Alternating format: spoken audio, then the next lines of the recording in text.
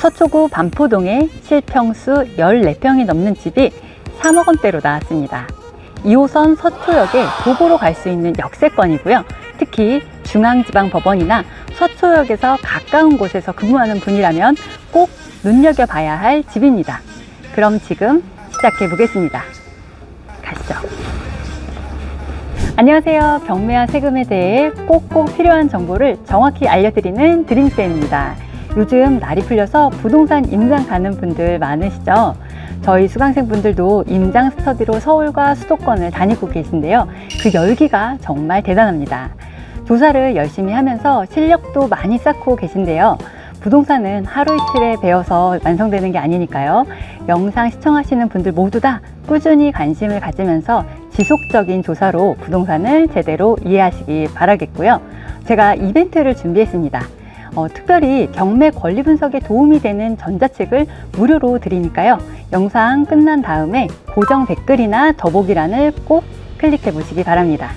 오늘은요, 중앙지방법원, 그러니까 서초동 서초역 근처에 있는 다세대 주택을 소개해 드릴 건데요. 이 동네는 좀 특별한 곳입니다. 바로 설해마을입니다. 설해마을은 프랑스인들이 많이 거주하는 곳이기도 한데요. 나무 위키에는 이렇게 표현이 되어 있습니다. 설해마을은 예전부터 고급 주택이 모인 강남의 전통 부촌으로 손꼽혀 왔습니다.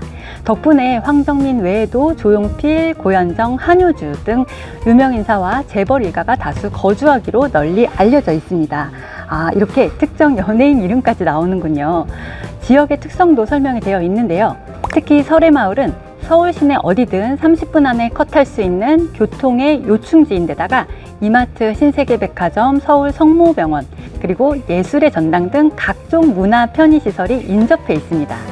걸어서 10분 거리에는 녹음이 우거진 서리풀 공원과 몽마르트 언덕이 있고 강남 8학군에 속하는 방배초등학교 등이 가까운 것도 빼놓을 수 없는 장점입니다. 그럼 교통의 요충 지역에 있는 이 집에 대해 소개를 해보겠습니다. 딱 영상에서 단점이 보이시지 않나요? 여기에 딱 집 앞쪽에 있는 골목인데요.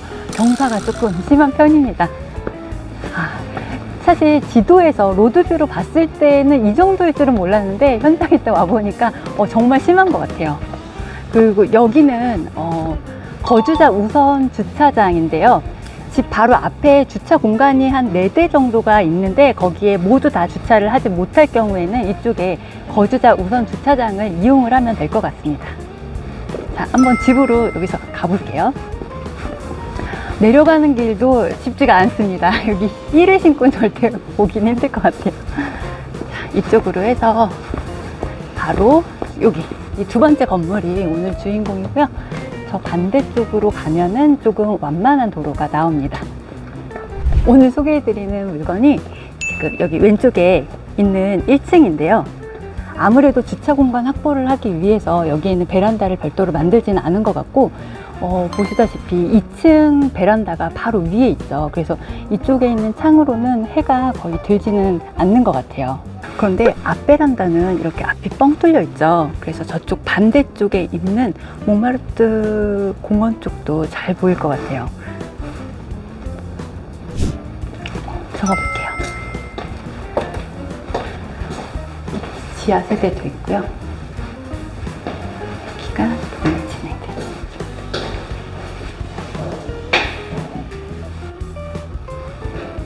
문이 되게 새 거예요.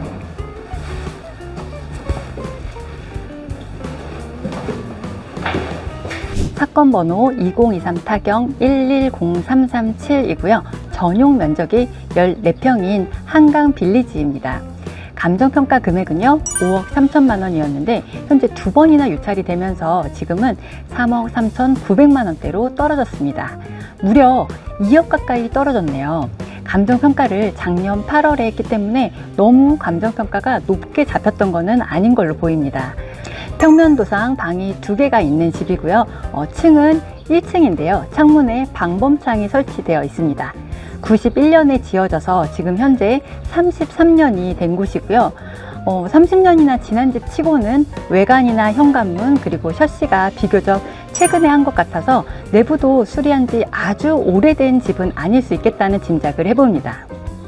이 주변에는 보시다시피 고급 빌라들이 질비해 있어서 이 골목의 조경도 정말 멋있다는 생각이 드는데요. 바로 옆에 서리풀 공원이 있어서 몇 걸음만 나가면 숲길로 이어지고요. 주택 밀집 지역이라 상당히 조용한 동네구나 싶습니다. 설해마을 카페 거리 쪽에서 올라오다 보면 서울 프랑스 학교를 지나서 꼭대기에 방배중학교가 있는데요. 이 집은 그 근처에 있습니다. 카페 거리는 번화가라서 유동 인구가 좀 많은 편인데요. 이 집이 있는 쪽은 거주자들 외에는 많지 않은 게 특징입니다. 물건 명세서상에는 이 집에 2명의 세대주가 등재되어 있다고 기재되어 있는데요. 한 명은 소유자이고 또 다른 한 명은 임차인으로 보인다 라고 되어 있습니다. 현황 조사를 할 때 여러 번 방문을 했지만 임차인으로 보이는 사람을 만나지 못했다고 하는데요. 말소 기준 등기보다 전입한 시점이 늦기 때문에 계약력은 없는 상태고요. 보증금도 미상이면서 배당 요구도 안 한 사람이라 이 사람의 보증금을 인수를 해야 되는 부분은 전혀 신경 쓰지 않으셔도 됩니다. 그리고 등기부 등본상에 91년도 소유권 이전 일자 다음으로 근저당 설정이 되어 있어서 말소 기준 등기가 되었고요. 그 뒤로 근저당, 가압류, 경매 개시 이렇게 말소 기준 등기가 될 수 있는 것들만 있어서 인수를 해야 할 권리도 전혀 없는 상태입니다. 따라서 권리 분석 상으로는 크게 신경 쓸 부분은 없습니다. 그럼 뭐만 잘하면 되죠? 네, 바로 시세 조사입니다. 빌라는 한 건물에 세대가 많지 않아서 조사를 하려면 근처에 현재 나와 있는 매물들과 비교를 해보면 좋은데요. 비슷한 면적이나 연식을 고려해서 보면 조금 더 정확도를 높일 수가 있겠죠. 인근에 나와 있는 매물 중에서 전용 면적이 6, 7평 정도고 방이 1개인 집이 3억 5천 그리고 4억 5천만 원인 집이 있고요. 이곳처럼 방이 2개인 14평은 가장 싼 게 5억부터 있습니다. 25년 이내에 지어진 곳이라 매물이나 이 집이나 둘 다 그렇게 신축급은 아니고 오래된 집에 속하죠. 그럼 현재 이 경매 물건의 최저 가격 기억하시죠? 3억 3천만 원대라 6, 7평인 매물하고 가격 차이가 거의 없습니다. 현재 이 빌라의 지하에 전세로 나온 매물이 있는데요. 면적은 이 집과 동일하고 투룸으로 되어 있는데 보증금이 2억 1천만 원입니다. 물론 이 전세 매물이 거래가 되어 봐야 알겠지만 지하가 2억이니까 1층은 이 지하보다는 조금은 더 높게 받을 수가 있겠죠. 월세로는 원룸 매물이 3천만 원에 75만 원인 게 있고요. 3룸이 가장 저렴한 걸로 말씀을 드리면 5천만 원에 월세가 200만 원인 집이 있습니다. 투룸은 월세 매물이 없어서 바로 비교는 어렵지만요. 원룸, 3룸 모두 25년 이내로 지어져서 오래된 구축인 거는 비슷하다는 가정하에 투룸의 월세는 3천만 원에 130만 원 정도는 되지 않을까 싶습니다. 매매 시세보다 지금 현재 금액이 낮아서 4월 30일에 3차 경매 매각이 진행이 되는 날에 주인을 찾게 될 것 같습니다. 집에서 1, 2분 정도 나오면 이렇게 공원이 있습니다. 아까 말씀드렸던 설해풀 공원인데요. 여기 와봤더니 이런 산책로가 있어요. 이 산책로에 강아지를 데리고 와서 산책을 하기도 정말 좋을 것 같고요. 이 안쪽으로 가면은 정말 깊은 숲이 나올 것 같아요. 지도에서 보기에도 설해풀 공원이 굉장히 규모가 크거든요. 그렇기 때문에 이 산책로의 규모도 상당히 클 것 같다는 생각이 듭니다. 한번 가보실까요? 이쪽 방향으로 한 500m 정도를 가게 되면은 서초역이 나오고요. 2호선을 이용하실 분들은 도보로 가능합니다. 그리고 지금 여기에 설해풀 공원 오른쪽으로 이 집으로 올라가는 길이 있습니다. 이쪽 도로로 가게 되면은 조금은 완만하게 갈 수가 있고요. 정말 조경도 꽃도 그렇고 조경을 참 잘 해놔서 리조트 입구 같다는 생각이 듭니다. 뒤쪽에서 이 집에 관련된 세금 팁과 장단점을 설명을 해드릴 거고요. 그에 앞서 한 가지 말씀을 드리겠습니다. 얼마 전에 강남구 학동역에 있는 다세대 빌라를 소개했는데요.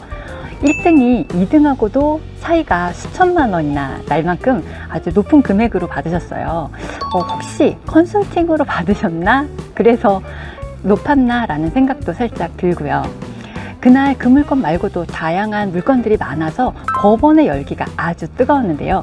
그런 분위기에서도 미리 수익률을 따져보고 입찰할 금액을 산정해 간다면 이 분위기에 따라서 높게 입찰을 하게 되는 일을 줄일 수가 있습니다. 수익률표를 미리 계산을 해보는 것과 또 사후에 해보는 것은 차이가 크게 있으니까요. 입찰 전에 내가 쓰는 금액이 시세와 비교를 했을 때 얼마나 차이가 있는지를 엑셀로 꼭 계산을 해보시기 바라겠고요. 경매 입찰을 꼭 해보고 싶은 분들은 혼자 또는 경험 있는 분들과 법원에도 꼭 가보시라고 조언을 드립니다. 오늘 제가 소개를 한 집이 서초구에 있어서 조정 대상 지역에 있습니다. 무주택자라면 상관이 없지만 이미 1주택인 분들이라면 취득세 중과가 8%까지 되니까 신중하게 생각을 해보셔야 합니다. 집값 상황만 따져도 무주택자는 400만 원대인 취득세가 1주택자는 3천만 원을 훌쩍 뛰어넘으니까 세금이 만만치가 않습니다. 물론 기존 주택을 3년 안에 처분을 하면 중과를 피할 수는 있지만 투자용이라면 그게 쉽지 않을 테니까 세금도 꼼꼼하게 따져서 입찰을 결정하시기 바랍니다. 이런 걸 혼자서 체크하시기 힘들다 하는 분들이라면 트렌드 옥션에 오셔서 상담도 받아보시고요. 수강생이 되어서 같이 경매 물건도 찾고 임장도 하면서 입찰과 세금 체크까지 종합적인 부동산을 알아가시길 추천드립니다. 트렌드 옥션 수업에 관심 있는 분들은요, 위에 있는 번호로 상담 요청 문자로 주시고요. 앞서 말씀드린 것처럼 고정 댓글이나 더보기란에서 경매 권리 분석 전자책 무료 이벤트에 꼭 참여를 해보시기 바랍니다. 끝으로 이 집의 장점과 단점을 정리해 볼까요? 장점 첫 번째, 강남의 부촌으로 고급 빌라 단지들이 있는 설해마을에 위치해 있다 점이고요. 두 번째, 2호선 서초역이 600여 미터로 대중교통이 무난하다. 그리고 세 번째, 서울 시내 어디든 30분 이내로 갈 수 있는 교통의 요충지다. 네 번째, 이 동네에 학원이나 맛집, 카페, 마트, 대형 병원 등 인프라 시설이 잘 갖추어져 있다. 다섯 번째, 공원이 바로 옆에 2개나 있는 숲세권이다.